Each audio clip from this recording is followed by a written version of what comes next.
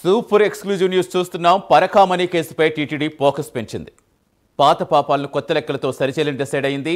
ఎవ్వరూ ఊహించిన రీతిలో ఒక సంచలన నిర్ణయం తీసుకుంది.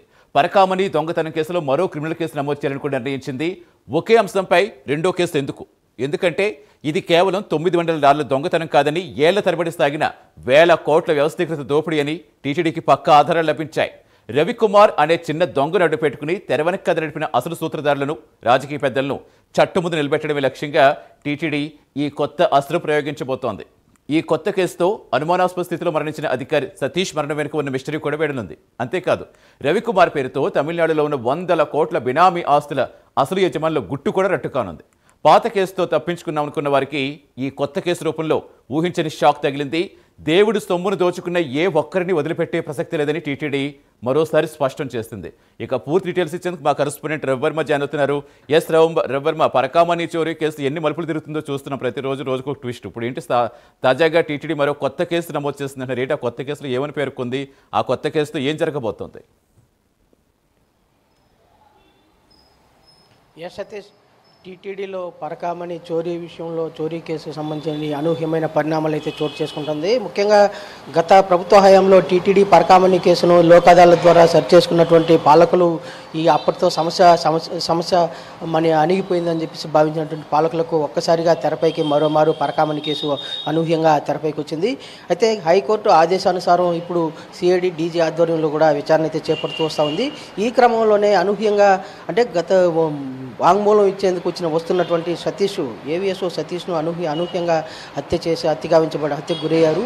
ఈ నేపథ్యంలోనే అంటే పరకామణి కేసును ముందుకు సాగనీయకుండా కొంతమంది రాజకీయ కుట్రదారులు అంటే పరకామణి కేసులో ఉన్నటువంటి ప్రత్యర్థులు చేసిన పన్నాగంలో అనూహ్యంగా సతీష్ బలైనటువంటి విషయం విదితమే. దీన్ని దృష్టిలో ఉంచుకొనేసి ఈ పరకామణి కేసు అనేక రకాల మలుపులు చుడుతున్న నేపథ్యంలోనే టీటీడీ సైతం ఒక నిర్ణయానికి వచ్చింది.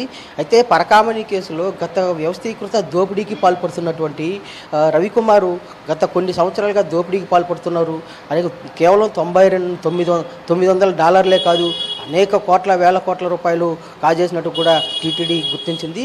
ఈ క్రమంలోనే దీనిపై మరో క్రిమినల్ కేసు కూడా నమోదు చేయాలని చెప్పేసి టీటీడీ పాలకమండలి నిర్ణయించింది.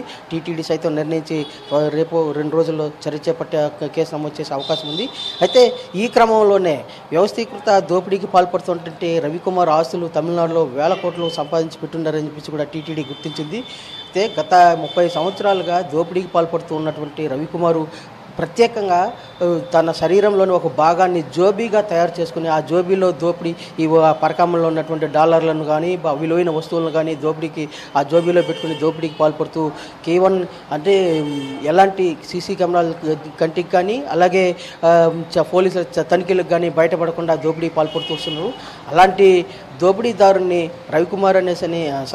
సతీష్ కుమార్ అనే అతను వచ్చి సిఐగా ఉన్న సమయంలో అతన్ని పట్టుబట్టి కేసు నమోదు చేసి అరెస్ట్ చేశారు. అయితే దీన్ని ఆసరాగా తీసుకున్నటువంటి అప్పుడు టీటీడీ పాలకులందరూ కూడా రాజకీయ పబ్బాన్ని ఆలోచించి అతన్ని ఆ కేసుని లోక్ అదాలత్ ద్వారా రాజీ చేసే ప్రయత్నం చేయడంలో భాగంగా వేల కోట్లు కాజేశారు. రాజకీయ నాయకులందరూ కూడా వేల కోట్లు కాజేశారని చెప్పేసి ఒక నెపం ఉంది.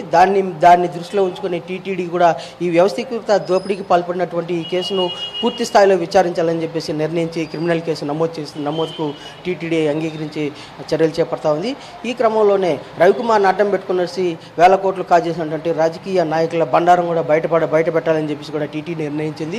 ఈ మేరకు క్రిమినల్ కేసు నమోదు చేయడంతో పాటు ఈ కేసును మరింత లోతుగా విచారణ చేపట్టాలని చెప్పి కూడా టీటీడీ నిర్ణయించింది.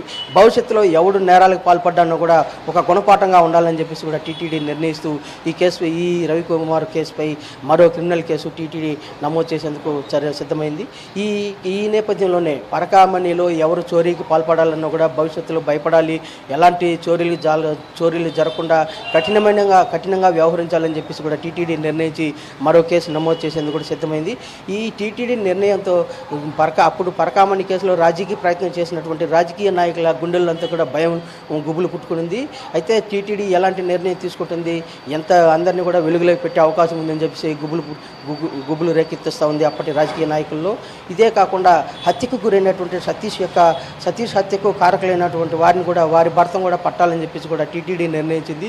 పూర్తి స్థాయిలో పూర్తిగా విచారించి అన్ని ఆధారాలతో బయటపెట్టి అసలు దోషులను బయటపెట్టి వారిని కటకటాల పాలు చేయాలని చెప్పేసి టీటీడీ సైతం నిర్ణయించింది. ఇది ఒక కేసు గుణపాఠం కావాలని చెప్పి కూడా టీటీడీ నిర్ణయించింది. సతీష్, డెఫినెట్గా అంటే మీరు చెప్పినట్టుగా టీటీడీలో చాలా అవినీతి అక్రమాలు ఎదురు చూస్తున్నారు. ఎప్పటి నుంచో చెప్పడమే కానీ పూర్తిగా దాని ప్రక్షాళన దిశగా మాత్రం అడుగులు ఇప్పుడు పడుతున్నాయని చెప్పుకోవాలి.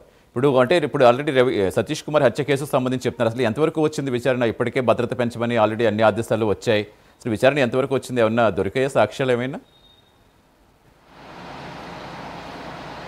ఎస్ సతీష్, ఇప్పుడు ఆల్రెడీ సతీష్ హత్య కేసుకు సంబంధించినటువంటి సీన్ రీకన్స్ట్రక్షన్ కూడా చేశారు, దాదాపు 2 సార్లు చేశారు.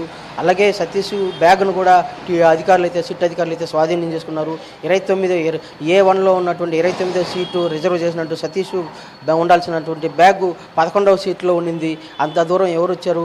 అలాగే ఆ కేసు ఆ రోజు ట్రైన్లో రాయలసీమ ఎక్స్ప్రెస్లో ప్రయాణిస్తున్నటువంటి అతనితో పాటు 13 మంది హంతకులు కూడా ప్రయాణించారని చెప్పేసి కూడా నిర్ధారించారు.